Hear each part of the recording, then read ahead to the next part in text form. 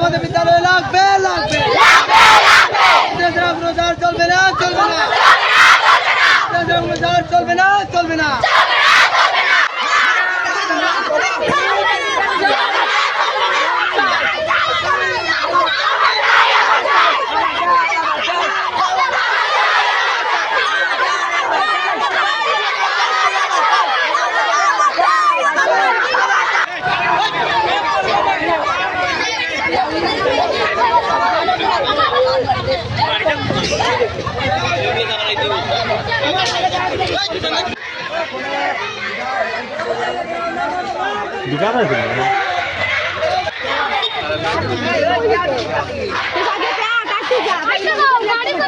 গাড়ি তো যাইতে দিলাম না বেশ আয়ন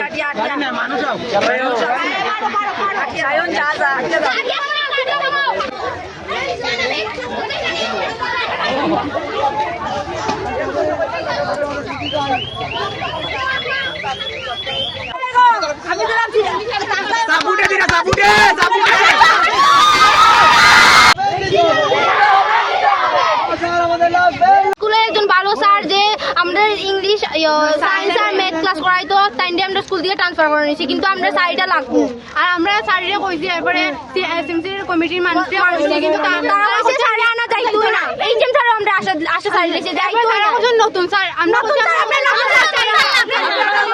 কোন স্কুলের শিক্ষক উনি? এটা কোন বিধানসভা অধীনে পড়ে? লালজুরি এসবি স্কুলে। কি নাম স্যারের? আচ্ছা, উনি কত বছর ধরে এই স্কুলে আছেন? ট্রান্সফার অর্ডার কবে বাইরেছে? আচ্ছা, উনি কোন বিভাগের শিক্ষক? আচ্ছা, তো উনি এখন বর্তমানে কি স্কুলে থেকে মানে ট্রান্সফার হয়ে গেছে গা? আচ্ছা, এখন এটা নিয়ে তোমাদের পক্ষ থেকে কি বলবেন?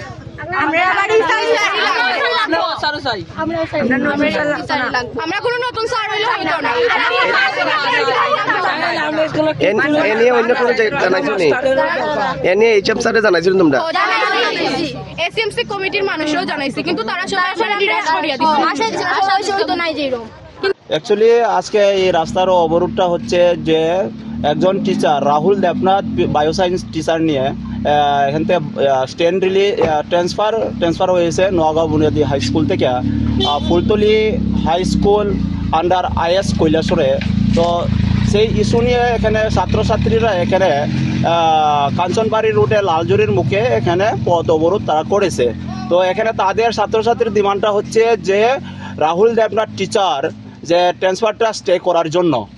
তো এখানে পুলিশ প্রশাসন থেকে এসেছে, এখানে এসএমসি স্কুল এসএমসি চেয়ারপারসন এবং এখানে এলাকার প্রধান এবং এখানে এলাকা অন্যান্য ব্যক্তিরাও উপস্থিত আছেন। তো আমরা কথা কোয়ার পরে যে রাহুল দেবনাথ এখানে ফিরে আনার জন্য আমরা হায়ার অথরিটির সঙ্গে আমরা কথা বলছি ফিরে আনার জন্য। তো এরপরে ছাত্রছাত্রীদের সঙ্গেও আমরা কথা বলছি যে ফিরে আনার জন্য। পরবর্তী সময় ছাত্রছাত্রীরা খুশি হয়ে তাদের আজকে স্ট্রাইক প্রত্যাহার করেছে। তো যারা শুনেছিলাম স্টুডেন্টের পক্ষ থেকে এই স্কুল থেকে একজন বিজ্ঞানের শিক্ষককে বদলি করিয়ে দেওয়া হয়েছে মাত্র স্কুলে। আচ্ছা, এই প্রতিবাদে। আচ্ছা, কোন স্কুলের? বুনিয়াদী হাই স্কুল। এটা কোন বিধানসভাতে পড়ে? লালজুরি গাঁও ফটিকা বিধানসভার। ফটিকা বিধানসভা। আচ্ছা, কবে ট্রান্সফার অর্ডার বের হয়েছে? গত 16 তারিখে। আচ্ছা, তো ছাত্রদের দাবি কি? ছাত্রদের দাবি তো আপনারা তো তাদের দাবি ছিল আমাদের বিদ্যালয়ে বিজ্ঞানের শিক্ষক থাকবে না। আচ্ছা, যে একজন ছিল সেই শিক্ষকও আগামী মার্চ মাসে অবসর হয়ে যাবে, রিটায়ারমেন্ট হয়ে যাবে। তো এই বিজ্ঞান শিক্ষককে বদলি করে যদি দেওয়া হয় অন্য স্কুলে, এই স্কুলে বিজ্ঞানের শিক্ষক থাকবে না এবং অঙ্কের শিক্ষক থাকবে না। এই শিক্ষকের দাবিতেই ছাত্ররা মনে হয় এই অবরোধটা করছে।